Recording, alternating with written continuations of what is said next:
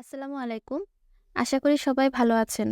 বরাবরের মতো চলে এলাম আপনাদের জন্য অনেক মজার একটি রেসিপি নিয়ে। আমি আজকে আপনাদের করে দেখাবো ময়দা এবং চিনি দিয়ে খুবই মজাদার একটি রেসিপি।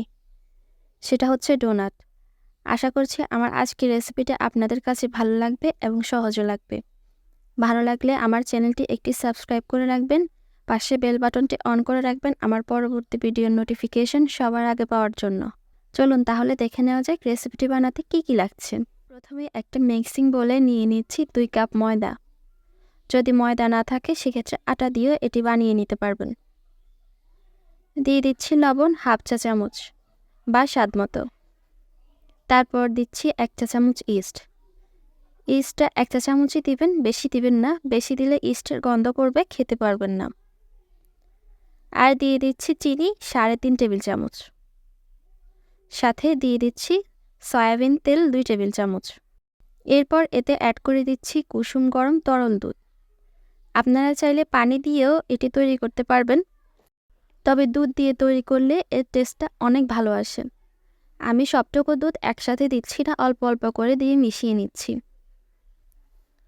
দেখুন সবটা মেশানোর পরও আমার এখানে 1/4 কাপের মতো দুধ রয়ে গিয়েছে। তো আমি এইটা খুব ভালোভাবে মেখে নিচ্ছি। এই পর্যায়ে দেখবেন এটা হাতের সাথে লেগে আসছে। তখন দিয়ে দিবেন আরও 1 টেবিল চামচ তেল। এখন খুব ভালোভাবে এটাকে মেখে নিব। একদম মসৃণ এবং স্মুথ হওয়া পর্যন্ত এটা মথে নিব। খুব ভালোভাবে এটাকে মথে নেওয়া হয়ে গেলে রেস্টে রেখে দিব 2 ঘন্টার জন্য। এবং এটাকে আমি একটা প্লাস্টিক র্যাপার দিয়ে র্যাপ করে নিচ্ছি। আপনারা চাইলে প্লেট দিয়েও এটাকে ঢেকে রেখে দিতে পারেন। 2 ঘন্টা পর দেখবেন ডোটা ফুলে একদম ডাবল হয়ে গিয়েছে। এরপর হাত দিয়ে এভাবে সমস্ত বাতাস বের করে নিতে হবে। আর এটাকে আবারও ভালোভাবে মথে নিয়ে পছন্দ মতো লেচি কেটে নেবেন।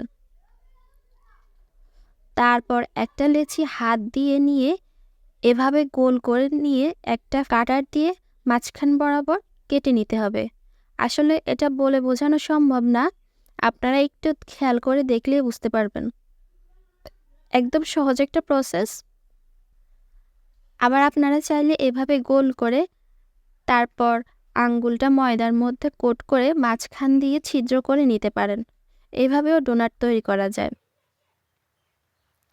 এভাবে করে আমি সবগুলো তৈরি করে নিলাম।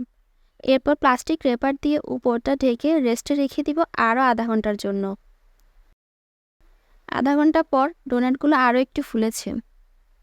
এবার আমি এগুলোকে ভাজতে চলে যাব। ভাজার জন্য চুলায় একটা প্যানে পরিমাণ মতো তেল গরম করে নিয়েছি। তারপর ডোনাটগুলো দিয়ে দিলাম। ডোনাটগুলো এক্ষেত্রে মিডিয়াম লো হিটে ভাজতে হবে। বেশি হিটে ভাজলে কি হবে, ডোনাটগুলোর বাইরের দিকটা খুব সহজেই কালার চলে আসবে, ভেতরের দিকটা সেদ্ধ হবে না। তাই মিডিয়াম লো হিটে আস্তে আস্তে এক পাশ কালার হয়ে গেলে তারপর উল্টে দিতে হবে। এভাবে করে ডোনাটগুলোকে পছন্দসই কালার করে ভেজে নিব। ডোনাটগুলো ভাজা হয়ে গেছে, এবার এগুলোকে উঠিয়ে নিচ্ছি। এভাবে করে আমি সবগুলো ডোনাট ভেজে নিয়েছি। এই ডোনাটগুলোর উপরে চকলেট মুড়িয়ে আপনারা বাচ্চাদের টিফিনে দিতে পারবেন। বাচ্চারা খেতে খুবই পছন্দ করবে। বা বিকেলের নাস্তায় চায়ের সঙ্গে পরিবেশন করতে পারেন। আমি আপনাদেরকে একটা ভেঙে দেখাচ্ছি, দেখুন কতটা সফট হয়েছে।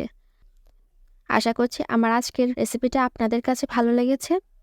সবাই ভালো থাকবেন, সুস্থ থাকবেন। আল্লাহ হাফেজ।